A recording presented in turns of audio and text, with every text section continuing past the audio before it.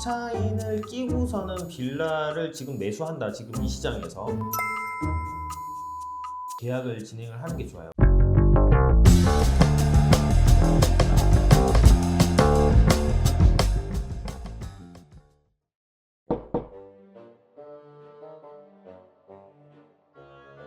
변호사님 집 없으시죠? 뭐 갑자기 시작부터 네. 후두려 패고서는 시작을 없습니다. 제가 집을 드리도록 하겠습니다. 아, 네, 감사합니다. 돈은 안 내셔도 됩니다.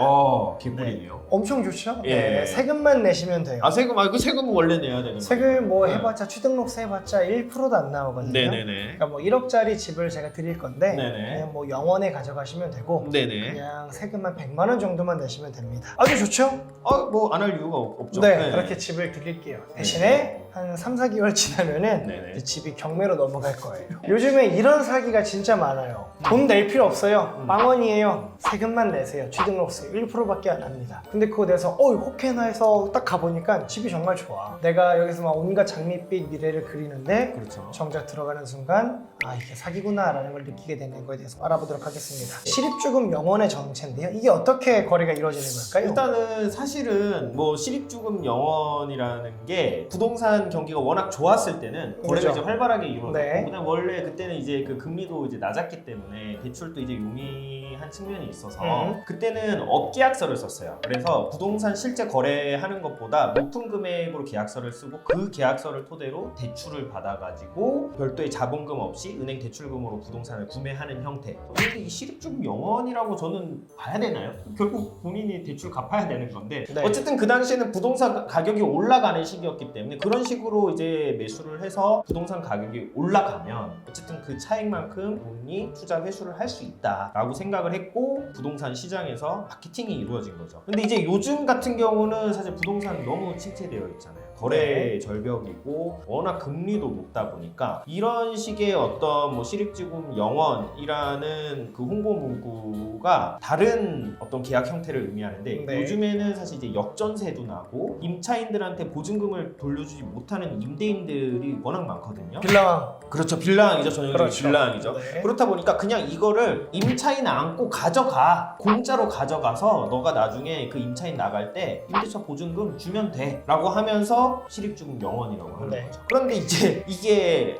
문제가 많죠. 문제가 많죠. 이게 네. 어쨌든 매도인 입장에서는 봤을 때는 뭐 빌라 입지도 괜찮고 상태도 괜찮고 그리고 과거의 어떤 매매가들과 비교해 봤을 때는 뭐 저렴한 거죠. 매수인 입장에서 봤을 매수인 때. 입장에서는 네. 이게 임차 보증금만 반환하면 되고 지금 당장 들어가는 목돈은 없고 또 부동산 경기가 이렇게 또 조금 좋아지면은 금액이 또 올라갈 것도 같고요. 그리고 뭐 여기 집 좋고 하니까 임차인 이 사람 나가도 다른 임차인 또 구할 그렇죠. 수 있을 것 같고. 네. 네. 그리고 보면은 어쨌든 지금 내 돈 안 들어가잖아요. 그렇죠. 네, 네. 그게 이제 포인트인 거죠. 네. 그래서 집을 매수를 하고서는 기분 좋게 등기도 치고 했더니 이제 임차인이 그 얘기를 하는 거죠. 전 임대인한테 제가 임대차 계약 끝나서 나가려고 했더니 돈이 없으니까 좀 갱신을 해달라고 하면서 본인이 전세대출 이자를 부담해주겠다라고 했다.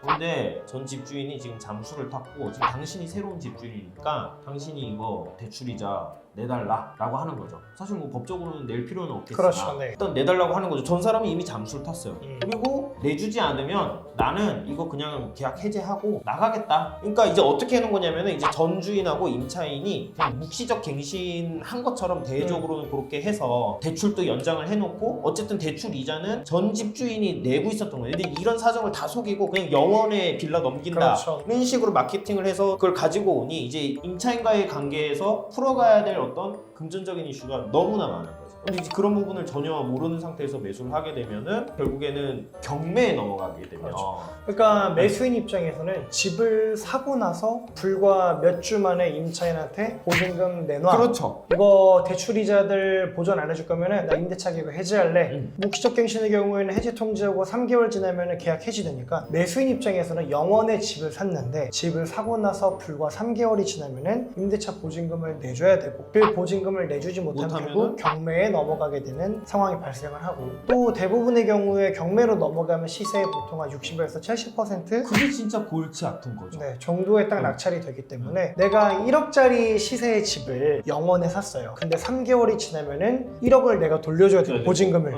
못 돌려주면은 경매로 넘어가고 넘어가고. 6천만 원에 낙찰이 됐다? 그럼 나는 불과 몇 개월 만에 4천만 원을 손해보는 손해보는 거죠. 그렇죠. 결국에는 이게 그냥 갑자기 영원에 때 와서 네. 모든 처리를 다 해주고 있는 거예요. 특히 이런 게 빌라에 많이 나타나는 것 같아요. 그렇죠? 네네네. 왜냐하면 아파트의 경우에는 단지 수가 워낙 많다 보니까 거래가 그래도 있고 예. 세대 수가 많으니까 거래가 있다 보니까 이 평균가 시세라는 게 그렇죠. 확인이 되는데 빌라의 경우에는 세대 수가 적다 보니까 평균적인 시세라는 게 확인이 안 돼서 이런 피해가 더 늘어나고 있는 것 같습니다. 그래서 지금 이제 마지막으로 드리고 싶은 사항은요. 임차인을 끼고서는 빌라를 지금 매수한다. 지금 이 시장에서 반드시 임차인 입회 하에 계약을 진행을 하는 게 좋아요. 그래서 임차인과 그 전 주인과의 임대차 계약이 어떻고 임대차 기간이 언제까지 남아 맞아요. 있는 네. 거고 이 둘 사이에 특약사항은 있는지 없는지를 네네네. 면밀하게 확인을 하시고 임차인이 매도하는 그 자리에 나타나서 그런 부분들 확인 서명 넣고 네. 그래서 임대인지를 승계받는 게 안전하다라는 네. 말씀을 드리고 싶습니다. 아주 좋은 조언인 것 같습니다. 네, 오늘은 실입주금 영원의 실체에 대해서 알아봤습니다. 실입주금 영원이라고 해서 무턱대고 계약하셨다가 손해보지 마시고 이런 피해 겪고 있으시면 저희한테 연락 주시면